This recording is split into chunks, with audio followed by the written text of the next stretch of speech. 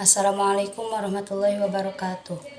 Nama saya Nurisri Dimjati. Di sini saya akan menjelaskan teori komunikasi. Yang pertama, teori-teori komunikasi. Yang pertama ada teori framing. Teori framing adalah teori yang mencakup proses tentang bagaimana pesan media massa memperoleh perspektif, sudut pandang atau bias. Adapun yang menjadi dasar teori framing adalah bahwa media memusatkan perhatian pada peristiwa tertentu dan kemudian menempatkannya ke dalam sebuah bidang makna. Teori framing bertujuan untuk mengidentifikasikan berbagai skema bagaimana setiap individu memandang dunia. Contoh teori framing dalam kehidupan sehari-hari, misalkan Anda pergi ke toko untuk membeli sebotol disinfektan untuk rumah Anda. Anda melihat dua botol disinfektan tersebut di toko tersebut. Botol pertama mengklaim bahwa disinfektan membunuh 99% kuman, sedangkan botol kedua mengklaim bahwa hanya 1% kuman yang akan bertahan, yang mana yang akan Anda pilih. Seperti kebanyakan yang dari kita pasti Anda cenderung memilih botol disinfektan pertama, karena botol pertama membuat Anda fokus pada aspek positif yang membunuh 99% total kuman, sedangkan botol kedua membuat Anda fokus pada aspek negatif yang tidak dapat membunuh 1% kuman. Yang selanjutnya itu ada teori konstruksi sosial.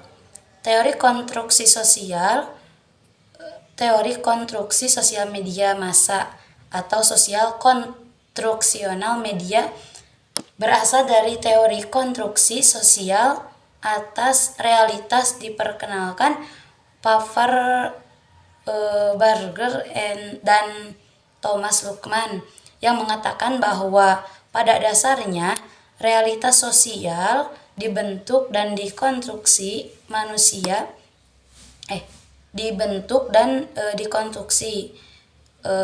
manusia. Hal yang menjadi asumsi dasarnya yaitu yang pertama, realitas merupakan hasil ciptaan manusia kreatif melalui kekuatan konstruksi sosial terhadap dunia sosial di sekelilingnya. Yang kedua, kehidupan masyarakat itu dikonstruksi secara terus-menerus. Contoh teori konstruksi sosial media dalam kehidupan, misalkan seorang anak yang baru belajar bicara dalam memahami konsep suatu kata dan mengasosiasikannya dengan benda tertentu.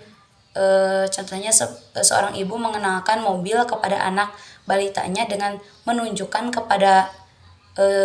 kepada sebuah mobil lalu berkata, "Mobil, itu mobil." Di waktu lain sang anak melihat sebuah gerobak atau benda beroda lain dan menyebutnya anak tersebut juga mobil. Tentunya sang ibu akan mengoreksi anaknya, kemudian sang ibu akan kembali menunjukkan berulang kali kepada sang anak bahwa bunyi mobil yang mereka ucapkan terasosiasi dengan fitur-fitur yang hanya dimiliki mobil dan membedakannya dengan fitur-fitur sepeda atau gerobak, sehingga sang anak akhirnya menginternalisasi konsep mobil ke dalam dirinya. Melalui contoh tersebut, teori konstruksi sosial memungkinkan kita untuk berpikir bahwa hal sehari-hari yang kita anggap akan sehat dan dunia sosial yang objektif juga merupakan hasil konstruksi yang dihasilkan oleh aksi dan interaksi manusia dengan manusia lain. Selanjutnya yaitu teori retorika Aristoteles. Teori retorika Aristoteles berpusat pada pemikiran mengenai retorika yang sering disebutkan sebagai alat persuasi. Intinya, teori retorika menyebutkan bahwa efektivitas persuasi ditentukan oleh kualitas komunikator dalam menyampaikan bukti logos dan etos. Menurut Richard, teori retorika Aristoteles dituntun oleh dua asumsi, yakni pembicara yang efektif harus mempertimbangkan halayak mereka dan pembicara yang efektif menggunakan sejumlah bukti dalam presentasinya. Maksudnya pembicara yang efektif harus mempertimbangkan halayak mereka, bahwa hubungan pembicara dan halayak itu harus dipertimbangkan. Artinya para pembicara tidak boleh menyusun atau menyampaikan pidatonya tanpa pertimbangan halayak mereka. Bukti yang dimaksud hubungan dengan etos, pathos, dan logos. Etos merujuk pada karakter batas berkaitan dengan emosi. Karakter, kalau etos berkaitan dengan emosi. Etos, logos,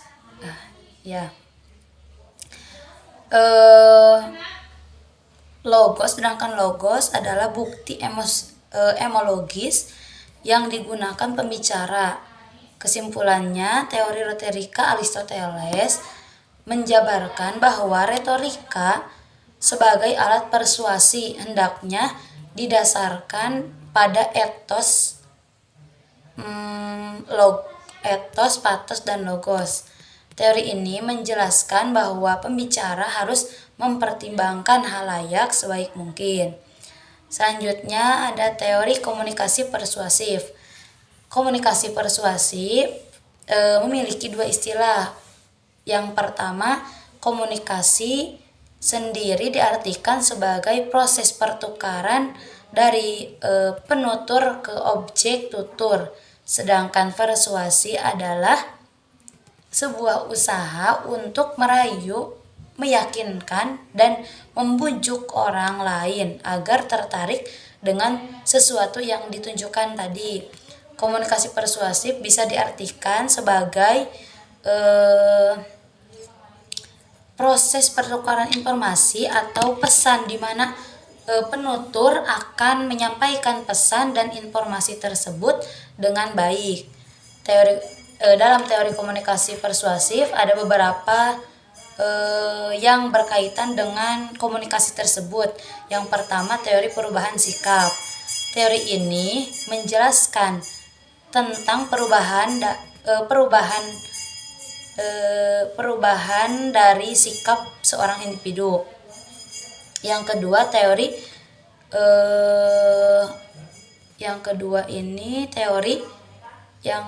komunikasi persuasif yang perlu dipahami yaitu teori konsistensi efektif adalah sikap yang cenderung memacu pada perasaan, emosi, dan nilai dari seseorang, sedangkan kontraksi kognitif adalah sikap yang condong mengacu pada pemikir, pengalaman, atau pengetahuan. Contoh komunikasi persuasif, misalkan dalam iklan produk, pemilik PT menawarkan penawaran seperti ini. Kami PT Telkom Indonesia Teknologi memberikan penawaran menarik untuk produk seperti televisi, handphone, AC, mesin cuci, kulkas yang bermerek merah merona, diskon 45% dengan garansi 2 tahun. Penawaran ini berlaku sampai 30 Juli 2023. Nah, itu salah satu contoh komunikasi persuasif. Cukup sekian penjelasan teori komunikasi yang bisa saya sampaikan. Kurang lebihnya mohon dimaafkan, terutama kepada dosen pengampu mata kuliah teori komunikasi, Pak Rohendi. Mohon maaf bila ada penjelasan yang tidak jelas. Sekian dari saya. Wassalamualaikum warahmatullahi wabarakatuh.